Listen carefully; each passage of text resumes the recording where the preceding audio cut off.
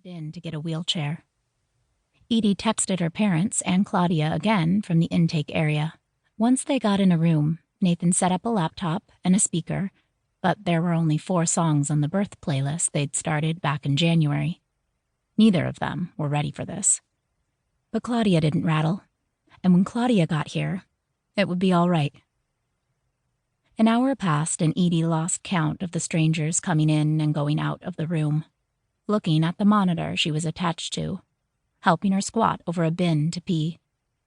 Finally, just after dawn, the doctor asked if she felt like she could start pushing. At 7:07 a.m., a 5-pound, 9-ounce little girl came shooting out into the world, squint-eyed and crying. Edie was crying too, her arm thrown over her eyes. They sewed her up and put the baby on her chest. Edie looked down and saw the hair on the girl's head. What was she supposed to feel? What was she supposed to do? Where was Claudia? The nurses took the baby to be inspected, and Edie and Nathan were alone in the room for the first time since they'd arrived. She was supposed to have given birth in their little rental house in Poughkeepsie with the midwife she'd chosen. She was supposed to be surrounded by candles. She was supposed to be able to lay her head back on her pillows and gaze at the photographs she'd taken of the places and people who made her feel happy and strong. But that plan dissolved when her mother had announced that if Edie didn't have the baby in the city at the best hospital, she'd lose access to her trust fund. So now she was shivering in a room where the lights never seemed to go down and the machines never stopped buzzing.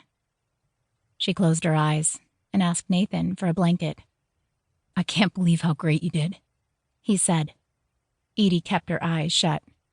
She tried to give him a smile, but it probably looked like a wince. "Have you checked my phone?" she asked. "Claudia hasn't called, but I looked at her Instagram." Edie opened her eyes. "What?" "She went out last night." "Let me see." He handed her his phone. Claudia's last post was a selfie. #staycation, #spring break, #NYC, uploaded at 11:04 p.m. from a bar on Bleecker, an hour before Edie texted from the cab. Her sister looked drunk in the photo, her eyelids low, her mouth captured in a scream smile. "Yes, look at me, I'm having so much fun." They talked about this exact thing 2 days ago.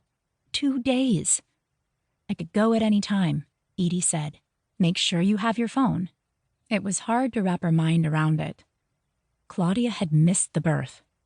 All the arrangements, the fucking class they took together. And her sister just got wasted. The nurses wheeled the baby back in a plastic bassinet, swaddled tight and sleeping. "Has someone started you expressing yet?" asked the nurse. Edie shook her head. The nurse told her to squeeze her breast. "Like you're trying to get frosting out of a tube." She held a tiny plastic cup beneath Edie's nipple, but nothing came out. "Keep trying," said the nurse. "It can take some women a while. Keep switching breasts." A few minutes later, Edie's father, Gabriel Castro, peeked in the door. "Can I come in?" Edie pulled her gown back up over her shoulder. Her dad's hair was rumpled. He was wearing a Pavement t-shirt, jeans, and an old pair of Vans. Millions of dollars and half a dozen Grammys after leaving dusty Central California. Her dad still dressed like a boy who had just gotten off a cross-country bus. 6 months ago, Edie's mom, Michelle Whitehouse, had announced that after more than a half a life together, she was leaving him. So that boy was now almost 50, graying and alone. As far as Edie could tell, her dad hadn't left the family's townhouse in a month.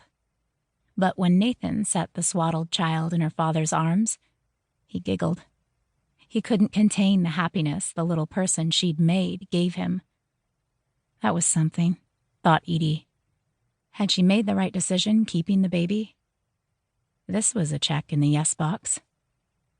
"Does she have a name?" Gabe asked. "I think Edie wanted to wait till you guys were all together to tell everybody," said Nathan. He looked at Edie, who shrugged. What was the point of a big reveal?